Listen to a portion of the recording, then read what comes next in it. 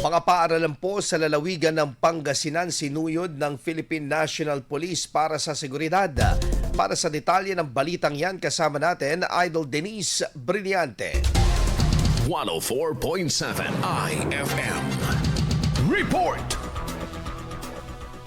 Matapos ang insidente sa Tacloban City, sinuyod ng PNP ang mga paaralan sa Pangasinan para paigtingin ang seguridad sa loob at paligid ng mga campus simula Hunyo 23. Sa mga alda na mahigpit na nagbantay ang kapulisan upang tiyakin ang kaligtasan ng mga mag-aaral, guro at iba pang kawani ng paaralan. Ilang ipinagbabawal na gamit naman gaya ng guntinga, cutter at vape ang kinumpiska ng mga otoridad sa Malasiki National High School bilang bahagi ng pagpapaigting ng seguridad. Samantala, pinalakas din ng Dagupan City Police Office ang deployment ng mga police personnel sa mga paaralan sa lungsod kung saan 41 na mga paaralan ang kabilang sa mga mahigpit na binabantayan. Sa panayam ng IFM News Dagupan, sinabi ni Police Colonel Roldan O. Asuitos, Chief ng City Operations Management Unit ng DCPO, na nakipag-ugnayan na sila sa city government, iba pang ahensya at force multipliers para sa pagpapatupad ng direktiba. Ang kanilang direktiba po ay papaigting po ng ating pagbibigay ng seguridad sa ating mga eskwelahan po.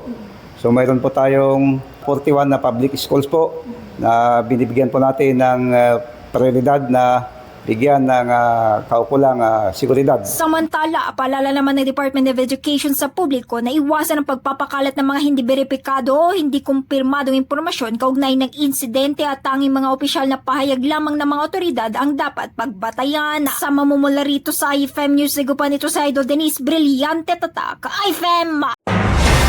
IFM News. IFM News.